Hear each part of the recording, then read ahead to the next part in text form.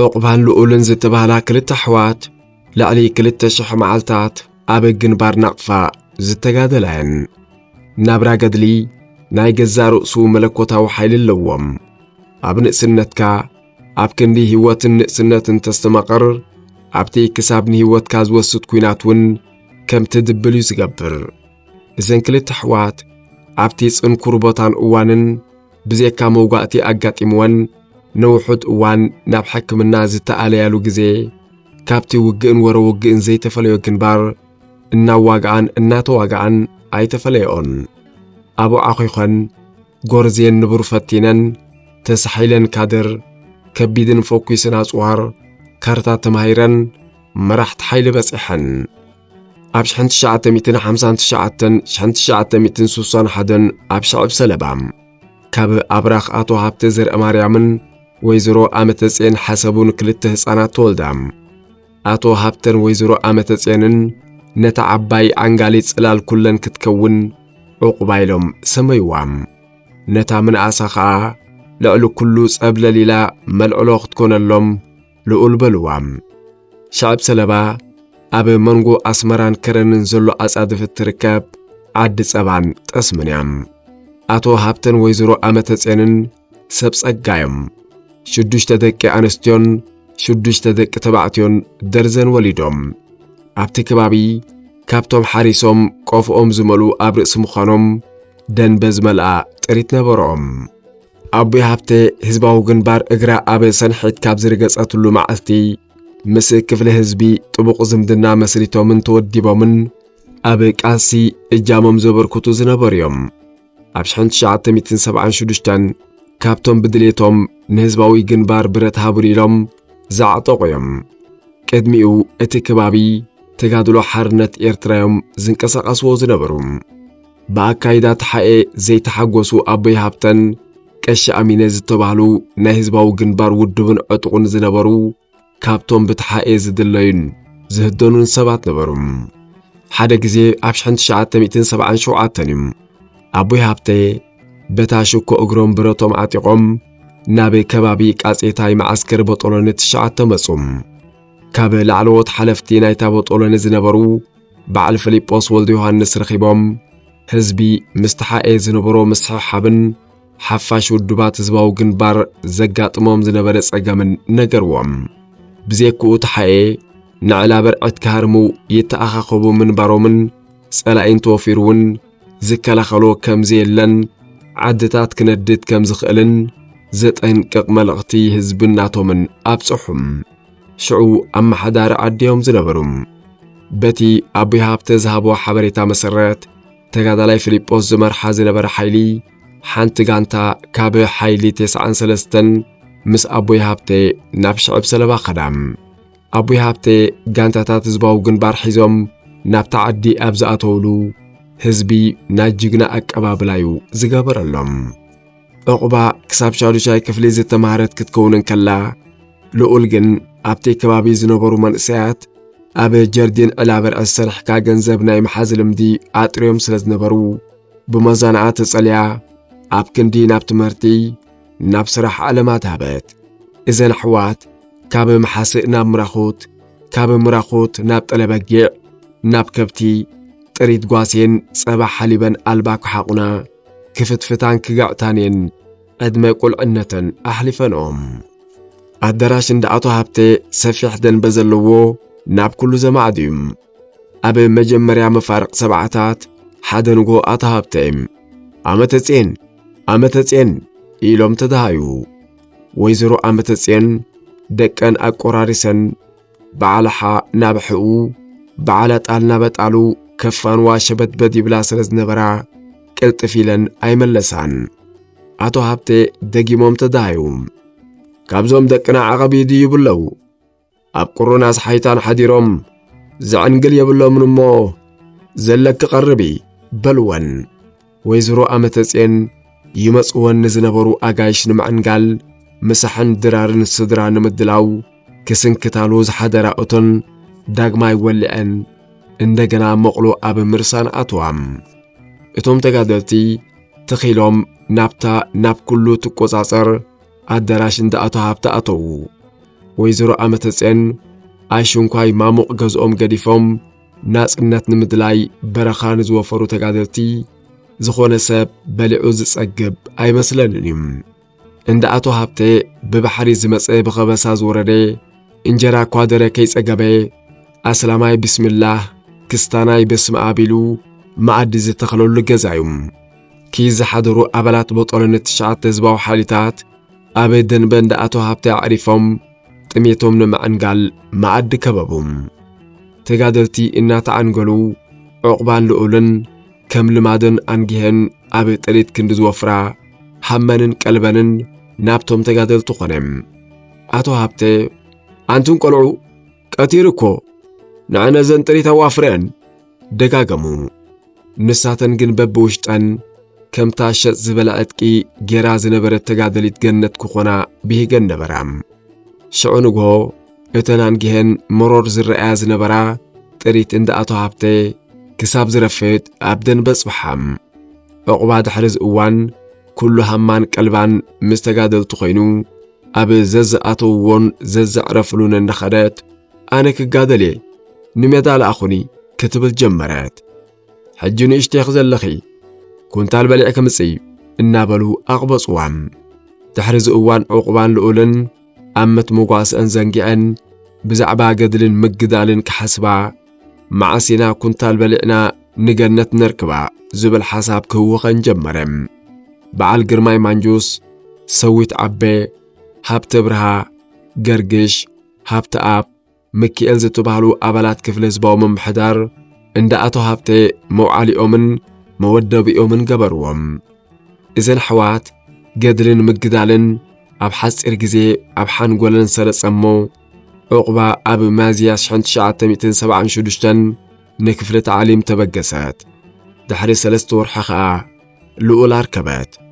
ኣብ መደበር ተዓሊም ፋሕ ሳሕል ተረኸባ ዕቑባ ን6 ወርሒ ግቡእ ወተሃደራውን ፖለቲካውን ተዓሊም ድሕሪ ምቕሳም ምስተን መጀመርያ ግዜ ናብታ ኣብ ከባቢ ናቕፋ ዝነበረት ብተጋደልቲ ሙሳ ረብዓን ወልደር ፋኤል ስብሃቱን እትምራሕ ዝነበረት ቦጦልን 500 ከቢድ ብረት ዝተመደባ 10 ደቂ ኣንስትዮ ኾነት ሽዑ ናቕፋ ነንሕትሕትካ ዘይትረኣየሉ ዱር ሓሪዱ ዝበልዕ ቁሪ ጎፍና ጥራይ ይምላኣልና እናበልካ ዝሓስኸ ወዲ ዓከር ትበልዓሉ ለይትን መዓልትን ንዝዘንብ ማይን ወጋሕታ ዝወርድ ዛዕዛዕታን ክሻ ቴንዳ ድራሪብካ ወድኻን ጓልካን ብሓባር ትድቅሰሉ ብጃንጥላ ዝተደርበየ ስንቂ ምስ ጸላይ እናትዋያኻ ትመናጠለሉ ምሸት ምሸት ትዋጽኢካ ትሃጅመሉን ሰብ ከፊልካ ትምለሰሉን እዋን እዩ ዝነበረም ሽዑ በጥሎን 500 ዶሽካ ብራውን ቢተን ሞርታር 57-75 ሚሜ መድፈዕ ኣጢቓ ኣብ ናቕፋት ኸቢቡ ንዝነበረ ሰራዊት ኢትዮጵያ መውፃን ምእታውን ትኸልኦ ነበረት እታ በጦለኒ ሓጸልጸል ብዝብሉ ምሩጻት ኣጓብዝ ዝቆመት ነበረት ገለ ተጋደልቲ ምምጻእ ደቂ ኣንስትዮ ብጽቡቕ ኣይረኣይዎን ደቂ ኣንስትዮ ብሓቂ ንጸላኢ ጎየን ክሕዛ ኣቐበ ቁልቁለት ክወጻ ክወርዳ ጥሜት ጽምኢ ክጸወራ ክኽእላየን ባህርያዊ ጸገማትን ከ እንታይ ክገብራየን ከቢድ ብረትና ዲና ክንጸውር ወይስ ንዓታተን ከነሳሲና ዝብሉ ኣይተሳእኑን ካብ ምሕቋን ኣልባ ናብ መዳፍዕን ረሻሻትን ዝበጽሐት ዕቑባ ኣብ ዓዳ ዕንፀይቲ ፈሊጻ ትስከም ደድሕሪ ጥሪት ጎልጎልን ጸድፍን ትጓዓዝ ስለ ዝነበረት ኣሃዱ ከቢድ ብረት ኣይከበዳን ነቶም ከጸግማናየን ዝብሉ ዝነበሩ ብግብሪ ንምርኣይ ከዓ ኣብ መስርዓን ዝግበረላ ዝነበረ ሓልዮቱን ሓለፋን እናነጸገት ዶሽካ ክትኩስ ገረብ ከልዕል ብረት ክስከም ብማሳ ከውሒ ክጨድድ እናበለት ንደቂ መስርዓ ሰላም ከልኣቶም ሓደ ግዜ ነቲ ብክልተ ማዕረ ቁመት ዘለዎም ተጋደልቲ ብመሰላ ዝጽወር ዝነበረ ናይ 75 ሚሜ መድፈዕ ከተልዕል ምስ ሓተተት ብጾታ ዝተፈላለየ ምኽኒት እናሃቡ ይኽልእዋ ነበሩ እቲ ምኽላእ ካብ ሓልዮ ዝነቐለዩ ንዓ ግን ደስ ኣይበላን ሓደ ግዜ ክልተ ሓጸርቲ ተጋደልቲ መድፈዕ ኣልዒሎም እናኸዱ ተዓዘበት ጽቡቕ ኣጋጣሚ ስለ ዝረኸበት ፍቓት ከይሓተተት ብታሕቲ ኣትያ መድፈዕ ተሰኪማ نبينا نوح تقعزات دحرز اوان بوصتا نبقعتا كأمنو كان تخالو عبلق ليدك انستيو حاليتون كنكنن كاب مقبارجن اي تقطبون عقبا عبتي بشحنت شعاتة 276 شحنت شعاتة 277 عبناق فعاريدو زنبر السراوي الصلاعي نشدوشت اوارح اخبيب كان مجفلاق زد تخيرو وقن عبتيني كتما افعبت حاران موصا مس كوماندس ايد بإيد زد تخيرو وقن تساتفا تمكرو دلبات لقول ناستات حد عمت أبي تعليم دحر مصناح معسي ناب حيلتا زغيد نابلتن كلا أبي ورحي حملش حنت شعات 277 ناب بيت تمرت صورة تمدبات أبي زد تمدبت اللو أهارو مدب سرحة هسانات مكن خانن مقلاين مخانو مستنقرا مريت كتوحت أي صلاتن حدا نقو ناب أم حداري بيت تمرت صورة زنبري محمد يوسف مالت ورد الشيخ كيدا أنا قرعك علي مساكن ناب حالتا سددني بلتهم ورد الشيخ أب صورة كم زد لخايا يكونن زتبها الكيوت قبري بلا بتكساس بأبها هلا ورد الشيخ زندرت الأول قطتا أبت أوانتي أبال مأكلاي شماقلن حلافي بيت مرت صوران نابي زنبري تقادلاي برخي قبر سلاس خيدا نغفى حرقوينا أفعبت دقيمة بصوتنا مسألة إنات حنانقون نخبسا إنات وقعزون نحنا بزنتاي نقبرالونا بلطو حريقام اتي آني أب كفلتات مس قلعوكو علاي مساكن إنا بلي نزع قرقر تقادلاي كل مقداليو إنا بلي زأمنن زال الزبن زنبر برخي زي رقوء أمرو لقل رطوب سراح كسرح كم زي كالسلس تردئي كاب حسابا كتعنقفا أي مرسان داقم كتمدب نابي وتهدراو بيت صحفت أبقسام هزباو جنبار أب قداماي ودباو قبعي ببقروب سبن مريتن حرموصا زبل أبي بروغرامو زسفرو الصاني بقرورا جميرو ني كتماتات نقفا أفعبت كرن دك أمحري سجنيتي دكسا مسعوع بخفيلن كالوت كتماتاتن حرا قبرن هزبي إرترا ጮራና ጽነት አብ ዝራኤሉ ጊዜ ልኡል ናፍታ ካብ ከተማ አስመራ 13 ኪሎ ሜትር ንወገን ደቡብ አብ ዓዲ ሓወሻ አስኪራ ዝነበረት ብርጌት 51 በጽሓ ከባቢ አዶም ዘማት አብ ሓይሊ 22 ሳልሰይቲ ጋንታ ተመደበት ኣብታ ጋንታ ኣብ ዝበጽሓትሉ ኮሚሽነር ጋንታ ተኸስተ ማንጁስ ኦርኒክ ንመምላ ብጸይቲ ስምከቶ ክትነግርኒ ልኡል ሃብተ هابتمن هابتزر مريم عدي شعب سلبا تخسته قل نجر تزيلو برعو أقميتو توكيرو تأمتام تمليسو نزرزر أسمع دك أهارو توكسم قرنسة هابتزر مريم عدي شعب سلبا زبالكا أنببم تقاد علي حوال لكدو اوه بدحرين ميداز وصلو أبي كمزت تمدبقن أي فلتكن كاب جزاء كاب توصى درو حدا عمد حلفو سلزنبري بدحريا أبي سدرا بيتوم زد تخستلوتي أي فلتأتن تخستي تقدادمو حوخي مسانا اللو قدم مبالو إذا حداس مسيات النازل لاقوال نودها بتحفتيا كليت أحوات أبحانت مسرع بحادة مخانكا صبق أيكونن نابكال امدبوا بمبال نمر حيلي أبراهام عندهم مالت عفان حبرم عفان أقاتامي أبون ودن كلتا حوات دك حوبوتات دك حتنوتات أب حدا برجيت بطولاني كمزلو يفلتو كوان تخوني كلتا حوات أب حانت مسرع مخانم جن أتحساسبو أب جانتاهم قوالان ستيتي سلازي بالكمينا نابهم مديبنا نود هابتي نابسال سيتي مسرع كيرو إلو ملسلو نزا قوال دا قير وانبر أنا مدفع الجبرين أيسددني تخستي أطريرو تقاومي لقول نابي كالئيتي غانتا مستقيرات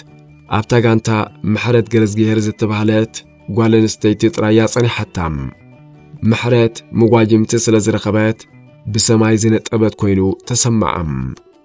هزباو جنبار بأسران سلستن مقابت شحنت شعات 277 كاب نقفات بقيسو ቀስ በቀስ ድርኩኺት ኣስመራ መብጽሑ ንስርዓት ደርግን ደገፍቱን ኣሻቒልዎም ነበረም። ሕብረት ሶቪየት ብኣጽዋርን ኣማኸርትን ምብራቕ ጀርመን ብስለያዊ መሓውር ካልኦት ከም በዓል ሊብያን የመንን ደገፈን ኣብ ዝሃባሉ ኣብ ወርሒ ሐምሌ 1978 ልዕሊ 120,000 ሰራዊት ካብ ካራማራ ንቃሩራ ናቕፋ መቃብሪ ሻዕብያ ክትከውን እያ ዝብል ጭሩሖታት ብዘንበልብላ ታንክታትን ኣብ ሰማይ ዝፈናጨል ብነፈርቲ ውግእ ዝድርበናባል ብርምሪም ዝተባሃለ ቦምባታት ዝተሰነየ ሰራዊት ናብ ኤርትራ ዘመተም። ብሰንኪ ሚዛን ሓይሊ ተቐያይሩ ንቓልሲ ህዝቢ ኤርትራ ዝበርትዐ ፈታን እዋን ኮነም። ነቲ ሓይሊ ተገቲርካ ምጽናሕ ንሓይልኻ ምብትታን ስለ ዝኾነ መጀመርያ ካብ ከባቢ ባጽዕ ጸኒሑ ካብ ደቡብ ስትራቴጂያዊ ምዝላቕ ተገብረም። ዕቑባ ከተማ ከረን ንምሕራር ኣብ ዝተኻየደ ውግእ ድሕሪ ምስታፋ ኣብቲ ካብ ዓዜን ኳዜን ጀሚሩ ብእምባ ደርሆ ዓዲ ሃብተ ስሉስ ዓዲ ያዕቆብ ተኣሳሲሩ ዝኸይድ ግንባር ሰሜን ኣሪዳ ንኣስታት 1 ዓመት ተረባረበት። ኣብ ሕዳር 1978 ጸላኢ ብሓደ ቦታ በስዕካ ንምሕላፍ ብዓዲ ያዕቆብ ዝኸፈቶ ውግእ ኣሃዱ ጓል ሃብቴ ነቲ ልዕሊ 60 ታንክታት ኣምሪሑ ብማዕበል ኣብ ልዕሊ ድፍዓት ተጋደልቲ ክድይብ ዝሃጅም ዝነበረ ሓይሊ ጸላኢ ኣብ ምዕጋትን ሓይልታት ተጠርኒፎም ንኽወፁ ጉልባብ ኣብ ምግባርን ክሳብ መጨረሻ ደቂቕ ተዋግአት። 25 ሕዳር ከዓ ዒላ ብርዕድ ኣተወት። ጸላኢ ድሕሪ ኩነታት ደቡብ ናይ መስከረም ናይ ኣቤት በዓሉ ኣብ ከረን ንኽጽንብልን ናብ ናቕፋ ንኽቕጽልን ኣብቲ እዋን ርእሲ ከተማ ሰውራ ኮይና ንዝነበረት ከተማ ከረን ብኩሌታ ንምእታው ወርሒ ነሓሴ 1978 መቐርካ ደቂ ሸሓይ በጽሕም። ኣብቲ ንጸላኢ ኣብ ዓንሰባ ንምዕጋቱ ዝተኻየደ መሪር ውግእ ልኡል ቦምባና ደርቤት ገረንሰአ ሓዋ ብብሬኑ ጸላእ እናቐዘፈ ክልቲኦም ኣብ መግሃር ውግእ መቐርካ ተረኣዩም። ኣታ ሃብተውን ኣብ ውግእ መቐርካ ካብ ደቆም መነርዮም ዘይፈለጡ እምበር ምስቶም ውግኣት ዘልዕሉን መግቢ ዘቀባብሉን ዝነበሩ ኣባላት ክፍሊ ህዝቢ ነበሩ። ደርግ ብዓንሰባ ንከረን ምብጋሱ ሓደገኛ ምዃኑ ዝተገንዘበ ህዝባዊ ግንባር ቀስ ብቐስ ካብ ከረን ናብታ ዝተበገሰላ ናቕፋ ምምላስ ሓሳብ እኳ እንተነበሮ ብዓዲ ያዕቆብ ዝበስዐ ጸላእ ግን ዕድል ኣይሃበን። ሃንደበት ዒላ በርዕድ በጽሕም። ኣብቲ ተጋዳላይ ምስ ሓጺን ዝተላተመሉ ውግእ ዒላ በርዕድ መሬት ዘንቀጥቅጣ ዘመናውያን ታንክታት ውጉዝ ቦምባታት ብርምሪምን ናፓልን ንመጀመርያ ግዜ ኣብ ዒላ በርዕድ ተፈተነም። ዒላ በርዕድ ብትክን ሃልሃልታን ኣብ ዝተዓበኸትሉ ውግእ ዕቑባ ኣብ ታንክ ጸላኢ ተጻዊዱ ንዝነበረ ዶሽካ ናብ ጸላኢ ገልቢጣ ክትኩስ ክትጋደል ልኡል ከዓ ቦምባ ዓቲራ ክትሃጅም እናጎየት ብማዕዶ ተረኣያም። ትንፋስ ዝህብ እዋን ስለ ዘይነበረ ግን ዕቑባ ብኢዳ ጌራ ሕለፊ በለታም ከይተረኸባ ተፈላለየን። ድሕሪ ቀትሪ ዕቑባ ንወላዲኣ ኣቶ ሃብቴ ብረት ዓጢቖም ብማዕደ ረኣየቶም። ክትሰግሮም ሓሲባ ተኣልያ ክትሓልፍ ሕልናት ስለ ዘይገበረላ ግን ምልሲላ ረኸበቶም። እቲ ግዜ ግን ቀሲንካ ዘተሓታትት እዋን ኣይነበረን። ነገር ወላዲ ዳሃይ ኣሕዋትክኸ በልዋ ብድብድቡ ደሓን ኣለዉ ኢላቶም ተፈላለዩ። ኣቶ ሃብቴ ንዕቑባ ብምርካቦም እኳ እንተተዓገሱ ብዛዕባ ልኡል ገረንስአን ኣመታይን ግን ኣይቀሰኑን። ጉዕዞ ንናቕፋ ኮነ። ጸላኢ ብማዕሚደን ባርካን ካልእ ውግእ ስለ ዝኸፈተ ህዝባዊ ግንባር በቲ ኣብ ዒላ በርዕድ ዝተጎናጸፈ ዓወት ከይተዛነየ ካብ ዒላ በርዕድ ቁልጡፍ ምንስሓፍ ክገብር ወሰነ። 27 ሕዳር 1978 ካ ንከረን ንድሕሪኡ ገዲፍዋ ገንፈሎም ኣጋምቦሳ እናበለ ሕዳ ያዕረፈም። እተን ኣብ ውግእ ዒላ በርዕድ ንሓፂር ግዜ ዝተረኣያ ኣሕዋት ኣብ ሕዳይ ተረኸባም። ኣብቲ እዋን ዕቑባ ኩሉ ዘማልአት ኣብ መስራዓ ዘሎ ከቢድ ብረት ዝመለኸት ብፖለቲካ ዝበሰለት ናይ 3 ዓመት ገዲም ተጋደሊት ነበረት። ክልቴን ኣሕዋት ነዊሓ ዕለላም ምስ ገረንሰኣ ሓወይከ ተረኺብኩም ዶ? ኣብይ ኣሎ ዕቑባ ሓተተት። ልኡል ተማተት። قرنسا حوي مدفع جبرين حيلنا ينيرو حسابا كي ودأت دنن بلات أبك قداماي معلت وق مقركا بيمان صقامن كنا نواقع نيرنا رؤسو تهاريمو كودق بمعذري ايو اي صنحكن انا خا منغغاي تهاريمي اب حكمنا بطولني افيتي دقيسو انسلا خدينمو عغغي بالنيرو اب قدمي تسويو لؤل نمريت دنينا بحساب نباصع تعازرات ابتاش اي زوريا كادر اب حنطملوم مصلاي بجግንነት እና ተዋጋአ ካብ ጎድና በመስዋዕቲ ዝተፈላያ ሰባ ገደይ ወይን መንገሻ አዜብ ወሎ ራህዋ ነቢያት ገብሩ ዘኪራ ብር በለትሞ ንዑቅባ ጠመተታ ዕቅባ ክሳብ ሽዑኡ ሓያሎ ብጾታ ክትቀብር ክምህ ዘይበለት ነገር ሕውነት ብውሽጣ ዝተበገሰ ሓይሊ ምረቃ ደፊኡ ክወፅእ አኢንታ ንብዓት መልአም بوشت أجن كاثر دوي نبعيو زي أنس كركوبي بحيلي مرقا وحيطا كنع بلاد عمتاي حفاش ودبات كوينا كسرح تحرم صناح أب أوان مزلاق نجازا كيتمست ناب تعليم كسيلات قادل الله بلتان الأولى كابسقتا كتعليم عمتاي أتو هابتن ويزورو عمتسينن بهس أنا كاب أدي أفليوم أب منغو أنزعبيوا قوال حفتنيام نجر قدلي أبي زوع الكيو أي تحضرني خام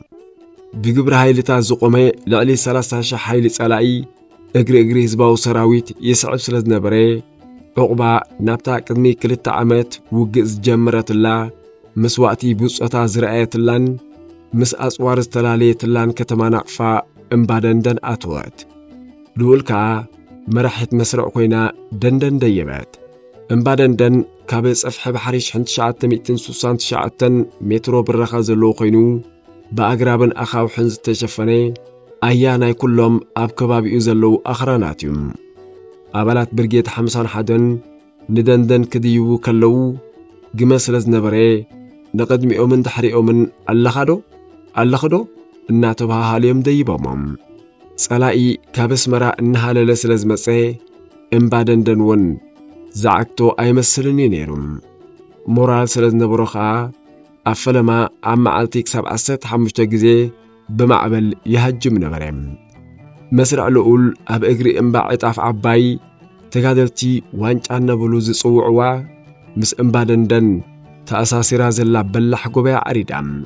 سلاقي ننوحتي إمباتات بخبتي مدافع النفرتن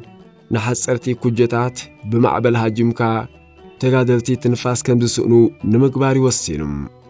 لقول مرحت مسرق سلازخونات أفرازال إلكا مقعات بومبا مدرباي أقنات مسكام أبنت بمقان فولي بالحن توفاينتن ترقن برات سلاقي كبابنا فأبزو بس حلو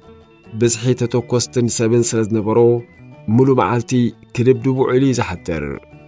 شعو رئيسخا تخولالو دفاع زي منبارون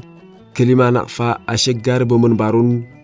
هوت كم أبردن رمسن مقلبات كونم بالعلي زمسع حبريتاون دندن نايمور داتا معلبي ناس لزخوني أبزل لخايو نخستراي يوزبل نابرا دندن نلعلي 16 ساعات بأفرازات تقعيت سلاي أبزو مسأكا جزي بومبا ايد منشتكا تدربي ماي مقبيك تمسق تقوي وقوء تسكيمكا تورد أغنات حسكات ملاس ملسا زي بلو هيوات نبرم مسرع لؤز نبرتو دفاع أب إجري عبي إمباس لزخوني نابتي إمباس تتوكوسي بومباتات سحيتو أب دفعو مزعلب أبزي هيوات سبن جنبارن معك أبز كهات تدقاقا مهجوم ترى مرحتي مسارعن مرحتي غانتاتاتن وسانيم سلزخوني مرح مسرع ويمرح غانتا كي تسوئي نوح كغصل كابسول ترايوم بعلقول عريدو ملو كابز نورو دفاع ببزح دبداب يخون هجوم سلاقي مترون تخون نق مبال جنبار ملوئيو كنقاناق نتي من نقناق كترق ويكتملس زخفل واقاقا زعك أنا يكونن عرقان تميت قرية دمير وخا أبدندن لومي حيش تبلو المعالتي نبرن عبتي وطور كنتات لقول مستي وطرات النحية لازع عزيزن زبرخن ሞራልን ቁራጽነትን ይነርዋም ሓላፍነታውን ካብ ምኽትል መራሕ መስርዕ ናብ መራሒት መስርዕ ካብ መራሒት መስርዕ ናብ መራሒት ጋንታ እናዓበየ ይኸይድ ነበረ ኣካላታ ብጠያይትን ስኩጀታትን ዝተባሳስዐት ኣብ ክፍሊ ኢሚግሬሽን ትሰርሕ ገዲም ተጋደሊት ዓለም ሰሎሞን ማለት ውድበይ ነዚ ትምስክር ኣብ ተበግሶ 1979 ንጸላኢ ካብ ደንደን ጸሪግና ኣብ ጎልጎላ በጽሕናዮም ኣብ በረኽቲ ቦታታት ኢትሓልበብ ብድሕሪና ዝነበረ ጸላኢ ግን ብሞርታር ብዘይ ዕረፍቲ ደብዲቡና ሽዑ መራሒት መስርዕ ጋንታ ሓይሊ በጠሎኒ ተሰዊኦምን ተወጊኦምን ከቢድ ክሳራ ኣጋጠመም ውግእ ክቕጽል ስለዝነበረ ግን ካብ በጠሎኒ ክልተ ልኡል ሃብቴ ካብ በጠሎኒ ሓደ ጸጋይ ኣርፋይኔ ማለት ወዲ ጎይታይ ተጠርኒፎም የዋግኡና ነይሮም ኣብቲ ሓደ ይወደቕ ሓደ ይስዋዕ ትንፋስ ዘይነበሮ ውጡር እዋን ልኡል ሬድዮ እናተረኸበት ደው ኢላ ውግእ ክትመርሕ ምስ ረኣኽዋ ቀኒኤ መዓስ ነዚኣ ዝመስል ኢለም ልኡል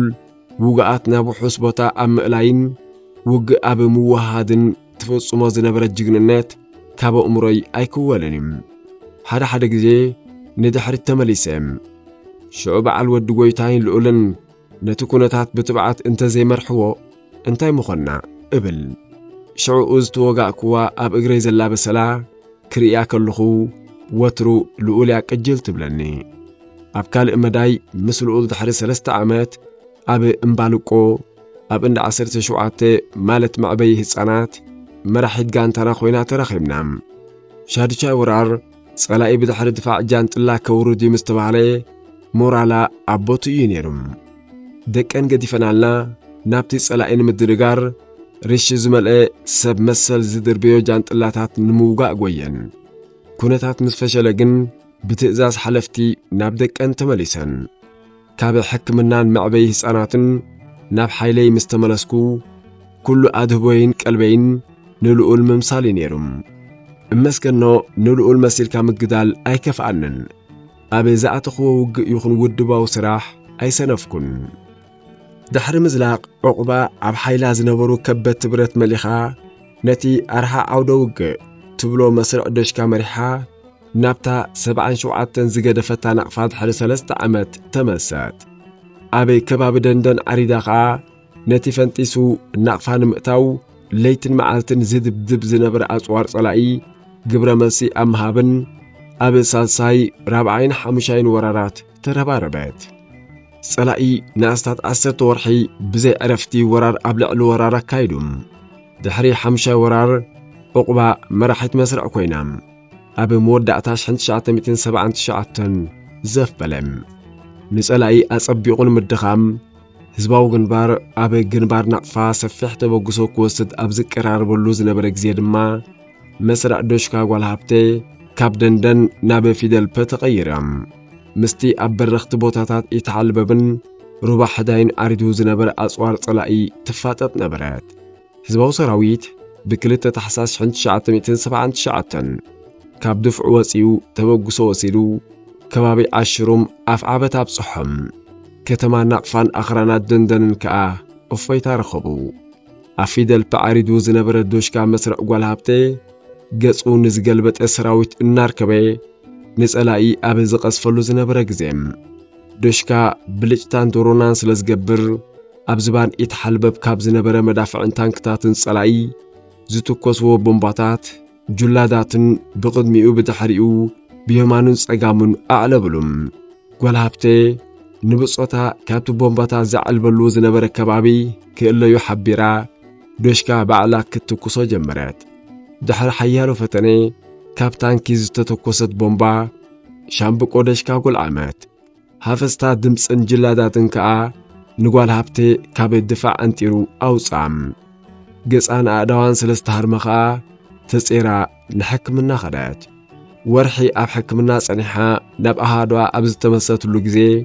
ሻምብቁ ዝተጐልዓመ ዶሽካ ብሓድሽን ዘመናውን ተተኪዩ ጸንሐም ኣሃዱ ጓል ሃብተን ሓይሉ ልኡልን ናፍ ዓበት ተቐልቂሉ ኣብ እምባ መድሃሩን ማለት ዳዕሮ በጽሐም ኣብቲ ካብ 2 ክሳብ 16 ታሕሳስ 1979 بزي عرفتي زتخار وق حزباو سراويت أنصبراق عاود تغناصفو كاب صلاي ننويح كواغو زخلا صواركوا انت منزعي ابي عقم سوبغن حيلينا بغانتا نام مسرع وريديم شعو زغاطمه مسواعتن موغاعتن كياكل حسن منبابرو توسخو اوان صنكيرو چو عدنا كيترفه تقبصم حرج ودعكر ماي سلازي اتون قعت مسبلع كايو كحق غزي سلازوسدن زبزح غزي درارن مسحن قعتم صبحي نحرج حريركا نسو بنسو سوقيم شعو نصبحي تبايلو زوهاب زنبره زي بس الفاجولي بحمخشتن عطرون زي تباله كيميكال كبسل يفتن كوانت نبره زبسل غنا يكونن وحدي ما ازازلو مغبي زخطلو صعبين وصاتن محبات ابرخنا صعبو طعنا تغادلاي تغادلم كاب اب دفع زهلوخا نحكمنا زخيت بزحم عبتي بهصو دفعات نمسراح اغنات مقراصن مئكابن مقعات بحمدن امنن مدبداب عرفت زي نبرو غزي غانتا فرقا تريفام ابزي تران حلفتن بحنساب وارديا زوصلو غزي لؤل مسمر حيلا درار سولومون مالت غيفاو زمدنا مسرتات دحر زمدنا نسا انقفاز زبلتو زي تصبيتو طنسي اغاطميم طنسن حرسن كام مغدال يغوانا دبيم زبل امنه تحديرا طنسك اللي لحتتات زقربتو حتو بحقي قبل سلازي كورغن ابتي ننفس صور زعنجل امغاغبان عرفتن كترخبلو زي تقل دفاع اغرابنا تسكمتن عقبه قلقلتنا وردتن شمنتور حسن حيات طنسي معالتو قصيرو نشاد شاي ورار مقرراب ابي زغبرلو زنبر اوان اسرا لكاتيت 1981 ابي جلهانتي عينن لبن زمل حسان تولدم لؤل زتسان خلي غويان مورالان كرغاغالا فنانا داغم كبن مبال نودا فناني لا سميتهم حزباو سراويت كابتن كلت اوارح عريدلو زنبر كباب افعبات نابتي نوغ زمچ نهار حدو كتاساسر زخل دفعات كباب حداين رورتن قيرم صلاي عشان 1980 كساب 1981 حدن نشاد شاي ورار سفيح مدلاو نمغبار اسقطم بوغن حزباو غنبارون بتنكلت عامت بوليتيكاون اكاديميون تمرتي عامت مرعان عرفتن سبورتن بهالن نبرام بزيكو دفعات تفنتحهم كلت سلسته غزيه تمحايشم اصوار تمليخو تتسفيرو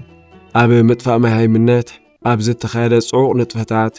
اوشت كلت عامت حيالو تغادلتي حمشاي كفل بصحم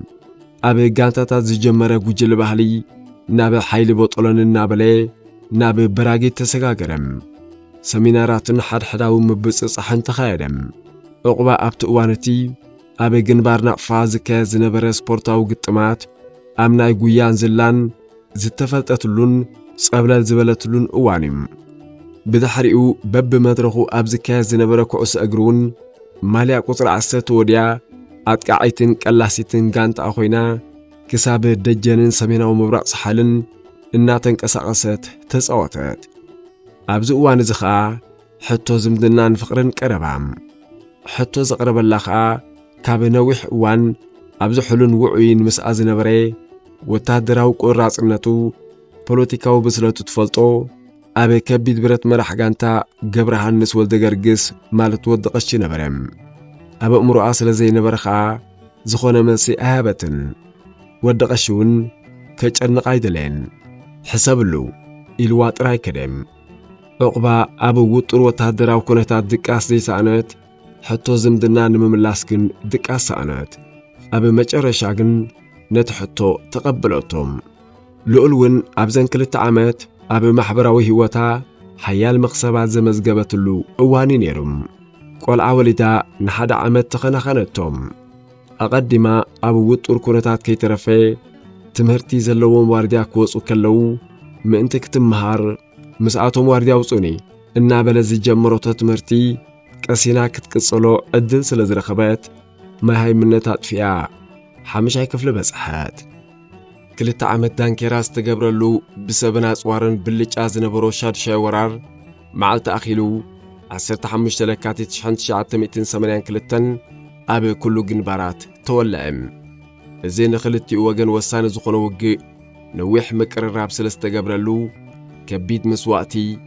መውጋእትን ምምዝባልን ከም ዝሓትት ዘጠራጥር ኣይነበረን። ሻድሻይ ወራር ምስ ተጀመረ ካብ ቦታ ናብ ቦታ ምድፍፋእን ሓጎጽጎጽና ኸተለ። ዶሽካ ብባህሪኡ ሰፊሕ ሸፈነ ስለ ዝገብርን ናብ ዝኾነ ቦታ ክተገዓዕዞ ብዙሕ ስለ ዘየሸግርን ጓል ሃብተ እተማእክሎ ዶሽካ ዕለት 15 ኣብ ከባቢ ሕዳይ ካብ ቦታ ናብ ቦታ እናተንቀሳቐሰ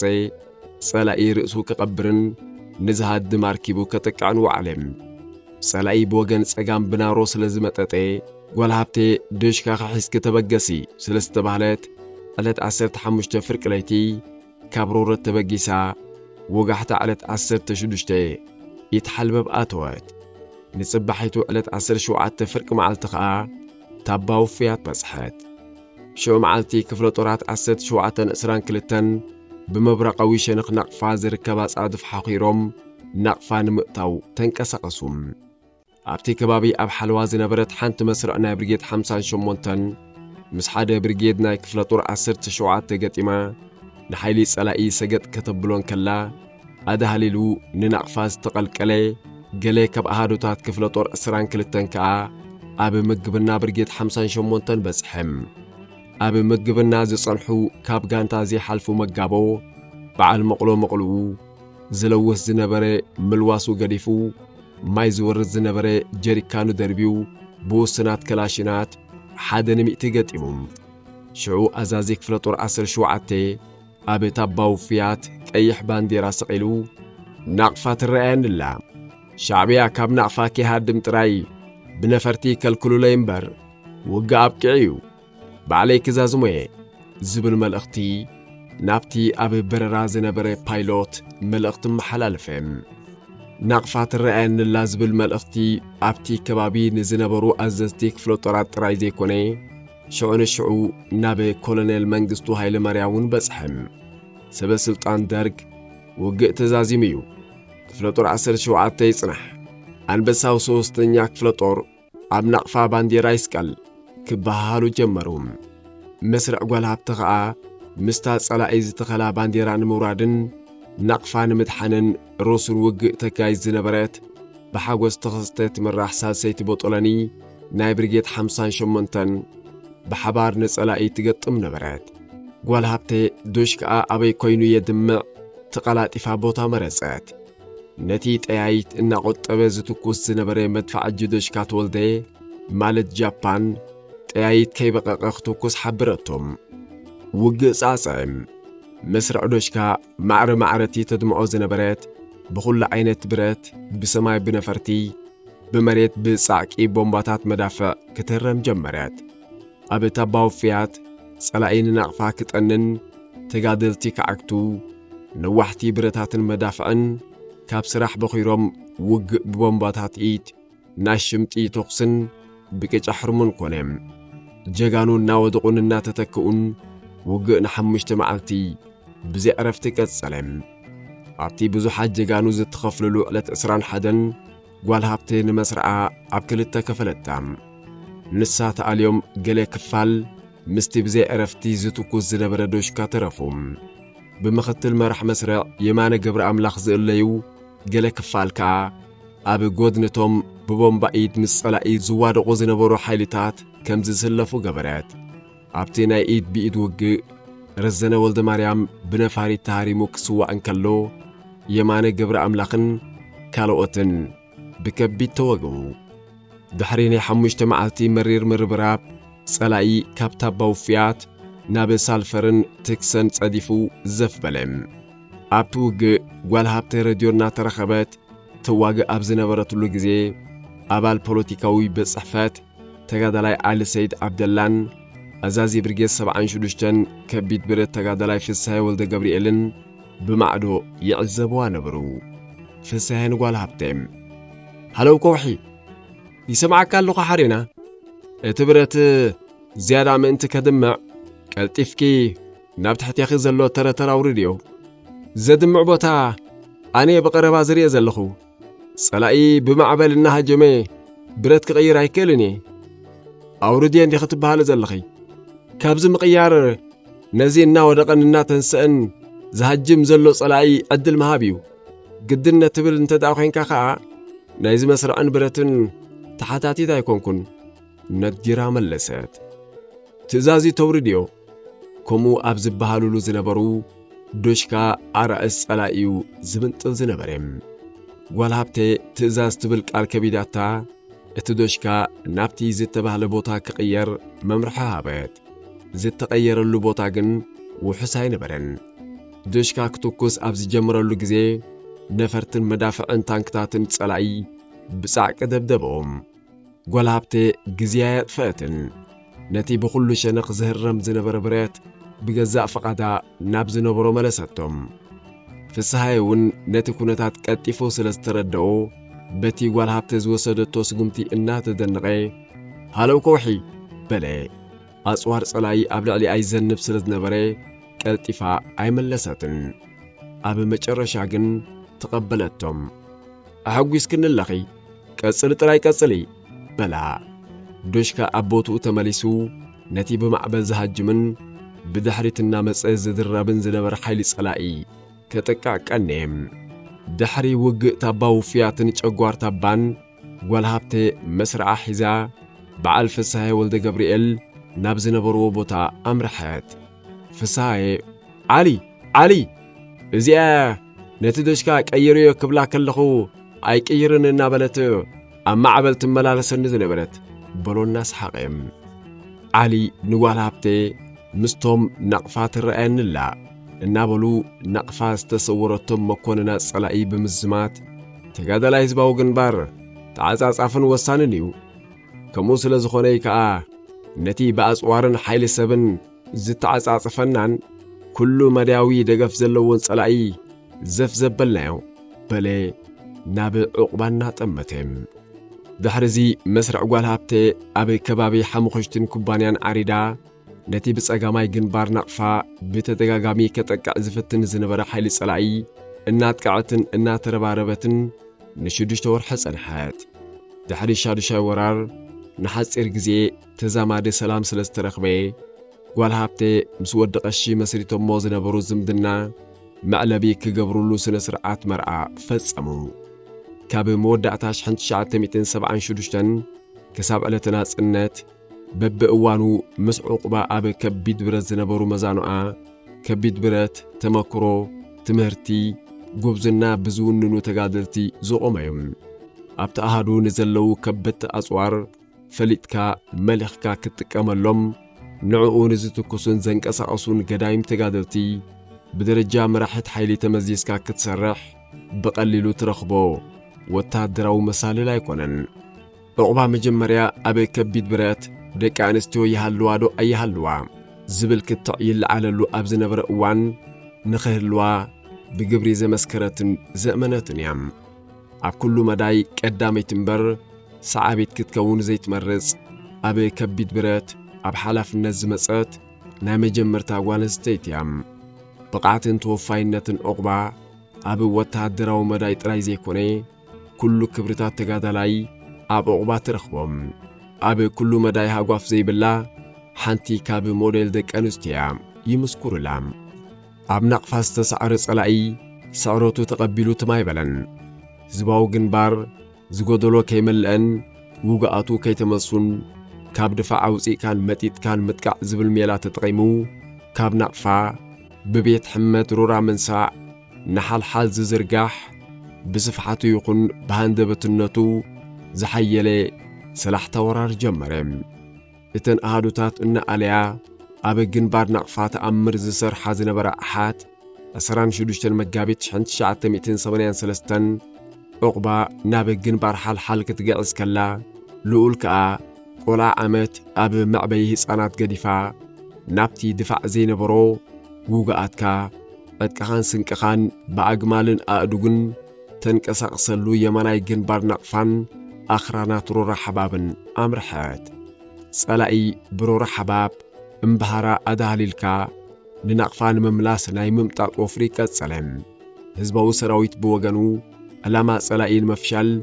ካብ ቦታ ናብ ቦታ ምንቅስቓስን ህጁማት ምክያድን ዕረፍቲ ነበሮን ኣብዚ ጸላኢ ብዘይ ምቁራጽ ተደጋጋሚ ውግእ ዘካይደሉ ዝነበረ ግዜ ኣዛዚ ብርጌድ ሳልሕ ሕሩይ ንሓሙሽተ ደቂ ኣንስትዮ ናብ ቤት ጽሕፈቱ ጸዋዕን ሳልሕ ድምፁ ኣብርኽ ኣቢሉ ኣብ ዓራግ ዋዕላ ደቂ ኣንስትዮ ክካየድ ስለ ዝኾነ ክትብገስ ኣይኽን በለን ጸላኢ ካብ ቦታ ናብ ቦታ እናመጠጠ ንግሆን ምሸትን ውግእ ኣብ ዘካይደሉ ዘሎ ግዜ ድፋዕ ገዲፍና ይንብገስን በላ ልኡልን መዓሽ ወልደ ማርያም ጓልበሎን ፕሮግራም ካን ዓላማኻን ተነጽረሉ ፖለቲካ ዘይብሉ ውግእ ትርጉም ስለ ዘይብሉ ኩሉ ውድባዊ ዕማም እዩ ትብገሳ ኢሉ ሳልሕ ንመራሕ መኪንኡ ድሕሪ ሰዓት 6 ክበገሱ ሓበሮም እተን በብውሽጠን ልኡል ሓፍተይ ዕቑባ ሓፍተይ ነዚ ኩነታት ሰጊራቶ ዶ ትኸውን ዝብላ ዝነበረ ኣሓት ሃንደበት ኣብ ዋዕላ ደቂ ኣንስትዮ ተረኸባም ዕረፍቲ ኣብ ዝረኸባሉ ግዜ ከዓ ብዛዕባ ምዕባለአንን ምዕባለ ውድብን ዘተያም ዋዕላ ደቂ ኣንስትዮ ኣብ ዓራግ እናተኻየደ ጸላኢ ካልኣይ ገጽ ማለት ወፍሪ ባሕሪ ነጋሽ ኣብ ኩሉ ግንባራት ጀመረም ኣብ ግንባር ናቕፋ ብድፍዓት ፊደል ፐን ሪጎለን ዘጥቃዕ ክፍለ ጦር 18 ንገለ ድፍዓት ወገን ፈንጢሱ ዳግማይ ናቕፋ ትረአየንላ ክብል ጀመረም ኣብ ድፍዓት ግንባር ሰሜናዊ ምብራቕ ሳሕል ሓልሓልን ሩብዓን ሰባን ውን ሓያል ሓርጎጽጎጽ ተፈጥረም እተን ካብ ድፍዓት ጎበልበን ናብ ዋዕላ ደቂ ኣንስትዮ ዝተበገሳ ተጋደልቲ ኣብ ሓሙሻይ መዓልቲ ነናብ ኣሃዱታተን ተመሳም ልኡል ዝነበረተን ተጋደልቲ ክፍለ ሰራዊት 52 ካብ ዓራግ ተበጊሰን ኣብ ከባቢ እምባሃራ ማለት ደብረ እመን በጽሓም ድሕሪ ካልኣይ ገጽ ወፍሪ ባሕሪ ነጋሽ ጸላኢ ናቕፋ ንምእታው ስለ ዝቐበጸ ክሳብ ሩብዓን ሰባት ተዘርጊሑ ንሓይሊ ህዝባዊ ግንባር ክመጦ ጀመረም ክፍለ ሰራዊት 52 ከዓ ካብ ሸገ ክሳብ ሩብዓን ሰባ ኣብ ዘሎ ቦታታት ዓረደት እቲ ቦታ ጋሕማጥን ሰፊሕን ስለ ዝኾነ ነፍሲ ወከፍ ሓይሊ ሰልዩኻ ብምእታውያ ትቆጻጽሮት ዝነበረት ሓደ ንግሆ ጋንታ ልኡል ኣብ እምባሃራ ደብረ እመን ናብ ውሽጢ ጸላኢ ሰልዩኻ ሓዲራ ናብ ድፍዓና ተመሰት ቁም ዝብል ድምፂ ተሰምዐም መራሓይሊ ሰመረ ባህታን መራሒት ጋንታ ልኡልን እንታይ ንግበር ተባሃሉ ዝኾነ ስጉምቲ ቅድሚ ምውሳዶም ልኡል ጸላኢ ኣበይ ዓሪዱ ከም ዘሎ ንምፍላጥ ክቆጻጸር ናብ ዝኽእል ቦታ ወፂኣ ንጸላኢ ተመልከተቶም ወዲ ባህታ ፈንጢስና ንውፃእ ዝብል ሓሳብ ይቕሪቦም ልኡል ግን ኣብ ቅድሚኦም ኣርፒጂታትን ብሬናትን ተጻዊዱ ከም ዘሎ ስለ ዘረጋገጸት ብወገን ምዕራብ ጸዳፍ ቦታ ስለ ዘላ ተበላሒትና በኣ ንውፃእ በለት ወዲ ባህታን ሓደ መራሕ መስርዕን ፈንጢሶም ንምውፃእ ኣብ ዝተበገስሉ ወዲ ባህታ ብጥይት ታሪሙ ተሰወየም ልኡል ዝመርሓት ተጋንታ ግን ብምዕራባዊ ወገን ተበላሒታ ወፀት ድሕሪዚ ብኩሉ ወገን ውግእ ጀመረም 4 ታሕሳስ 1985 ልኡል ዝነበረት ሓይሊ ኣብ ከባቢ እምባሃራ ዝነበረ ሓይሊ ጸላኢ ክተጥቅዕ ተበገሰት ጸላኢ ብዝሕን ሓይልን ስለ ዝነበረ ግን ውግእ ቀሊል ኣይነበረን ልኡል ንመድፋዕ ጅብሬን ገሬ ጉልባብ ክገብረሎም ንሳቶም ሓፊሎም ካጅሙ ሓበረቶም ጸላኢ ኣብ ገዛኢ ቦታ ብላዕሊ በዓል ልኡል ብታሕቲ ስለ ዝነበሩ ግን ውግእ ጻዕጻዕም ኣብቲ ናይ ኢድ ብኢድ ውግእ ልኡል ብጾታ ክወጥቁን ክስውኡን ምስረአየት ሬድዮ ምርኻብ ገዲፋ ቦምባ ክድርቢ ሓፍ በለት ካብ ጸላኢ ናይ ዝተደርበየ ጅላት ቦምባ ኢድ ኣብ መንበስበስ ተኣሃሪማ ኣውደቐታም ሕውስውስ ምስኮነ ናብ ጥቓኣ ዝመጸ ገሬ መድፋዕ ጅብሬን ልኡል ክትኩሳን ዝዳለወታ ቦምባ ካብ ኢዳ ወሲዱ ብቕጽበት ናብ ጸላኢ ደርበያም ካብ ዋዕላ ደቂ ኣንስትዮ ካብ ዓራክ ምስ ልኡል ዝተመሰት ኣባል ሳሰይቲ ቦጦለኒ ኮሚሽነር ጋንታ ዝነበረት መዓሾ ማለት ጓልበሎውን ሽዑ መዓልቲ ቦጦሎኒኣ ኣብ ዘካየደቶ ውግእ ተሰወት ድሕሪ ጸላኢ ካብ ደብረ እመንን እምባሃራን ተጸርገም ልኡል ተጸይራ ንሕክምና እኳ ተኸደት ብድሕሪኣ ወፍሪ ባሕሪ ነጋሽ ኣይቀጸለን ኣብ ቃዕም ልኡል ሕክምና ኣብ ዝነበረትሉ እዋን ዓመታይ ሓፍታ ብ5 መስከረም 1981 ኣብ ውግእ ሕትሕት ኣብ ከባቢ ከረን ከም ዝተሰወት ብዕላል ዕላል ፈለጠት ካብ ሕክምና ናብ በጦሎኒ ኣምስተ መልሰት ከዓ መራሒት ሓይሊ ከም ዝኾነት ብላዕለዎት ሓለፍቲ ተነግራም ልዑል መዝነት ማእከልነት ሓይሊ ምስተረከበት ንዝለዓለ ወታደራዊ ትምህርቲ ናብ ናቕፋ ተበገሰት ኣብቲ ብተጋዳላይ ነጋሽ ተስፋጽን ማለት ሻለቃ ዝወሃብ ዝነበረ ትምህርቲ ድሓን ኣካዳሚያዊ ትምህርትን ነዊሕ ወታደራዊ ተመክሮን ዝነበሮም 292 መራሕቲ በጦሎኒታትን መራሕቲ ሓይልታትን ደቂ ተባዕትዮ ክሳተፉ ከለዉ ካብ ደቂ ኣንስትዮ ልዑል ሃብተን ትብለጽ ተወልደን ማለት ጓል ጥሮታ ጥራየን ነይረን ኣብዚ ንሰለስተ ወርሒ ንቕርፂ መሬት ምስ ካርታን ብሶላን ኣዋሂትካ ክትጥቀመሉ ዝኽእል ወታደራዊ ሳይንስ ልዑል ዋላ እኳ ደረጃ ትምህርታ 5ይ ክፍሊ ተነበረ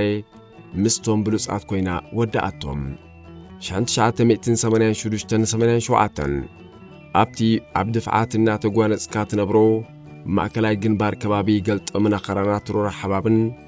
ልዑል ዝተዋህባ መዝነት ማእከልነት ሓይሊ ብዕቱብ ክሰርሓሉ ጀመረት እንተኾነ እታ ንሻድሻይ ግዜ ኣብ ርእሳ ዝሃረመታ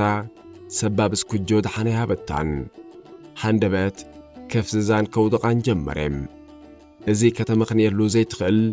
ካብ ዓቕማን ላዕሊ ዝኾነ ኩነት ካብቲ ነዊሕ እዋና ዝተመክረትሉ ናብራ ሓይልታት ናብ ደጀን ክትምለስ ኣገደዳም ኣብ ክፍሊ ህዝባዊ መምሕዳር ባሕርያን ቁጠባን ተመዲባ እናሰርሐት ከዓ ናጽነት ኣርከበም ዕቑባ ኣብ 1983 ኣብ ዝተኻየደ ተኽሊጥ ኣብ ብርጌድ 58 ኣጋር ከቢድ ብረት ኣብ ሓይሊ 62 መራሒት መስርዕ ዶሽካ ኮይና ኣብ ግንባር ናቕፋ ሓልሓል ቀጺላም ካብቲ ብዙሕ ቅያታት ዕቑባ ሓንቲ ብሕማቕ ትዝከር ኣብ ግንባር ሓልሓል ዘጋጠመት ፍጻመ ነበረት ኣብ መወዳእታ 1988 ኣብ ግንባር ሓልሓል ውግእ ይካየድ ኣብ ዝነበረሉ እዋን ጸላኢ ተሳዒሩ ፋሕፋሕ በለም ካብ ክፍለ ጦር 18 ተበታቲኑ ጠፊኡ ዝቐነየ ሰራዊት መውጽኢ ክደሊ ጋንታ ጓል ሃብቲ ደቂሳትሉ ኣብ ዝነበረት ቦታ ህሩግ በለም ፈራሐ ይሓዝካ ከም ዝበሃል ጸላኢ ኣብ ልዋም ድቃስ ንዝነበረት ጋንታ ብቦምባታትን ጠያይትን ተሳሂልዋም ጋንታ ስውእትን ውግእትን ኮነት ሽዑ ጓል ሃብቲ ብከቢድ ተወጊኣ እኳ እንትነበረት ዕጥቃ ዓጢቓ ሮድያ ኣልዒላ እናተንፈሓኾት ከራኸባ ናብ ዝኽእል ቦታ ደይባ ንዘጋጠሞም ኩነታት ንሓለፍታ ሓበረት ሳላ ከምኡ ዝገበረት ከዓ ጸላኢ ኣብ ከበባ ኣትዩ መለሰኣውያ ዘይብሉ ተረፈም ውግኣትን ስዋኣትን ከዓ ብግቡእ ከም ዝሕከሙን ዝቕበሩን ኮኑም ኣብ ስርሒት ፈንቅል ብደረጃ መራሒት ጋንታ ኮይና ክትዋጋእን ከተዋግእን ድሕሪ ምጽናሕ ጸላኢ ንወደባዊት ከተማ ባጻዕ ንምምላስ ለይትን መዓልትን ርሱን ውግእ የካይደሉ ዝነበረ እዋን ግንቦት 1990 ኣብ ግንባር ጊንዳ መራሒት ሓይሊ ኾነት ጓል ሃብቲ ን15 ዓመት ካብ ዓውደ ውግእ ከይተፈለየት ኣብ ዛዛ ምኩናት ካብ ግንባር ጊንዳ ብማይ ሓባር ንቤት ገርጊስ ደይባ 24 ግንቦት 1991 ሓይላ መሪሓ ኣስመራ ኣትወት ተዛዘመም ባርከስ ክቡራትን ክቡራንን ንስለም ክትታልኩም ነመስግን ኣብ ዝቕጽል ምስ ካልእ ትሕዝቶ ይረኽበና ሰሰናዩ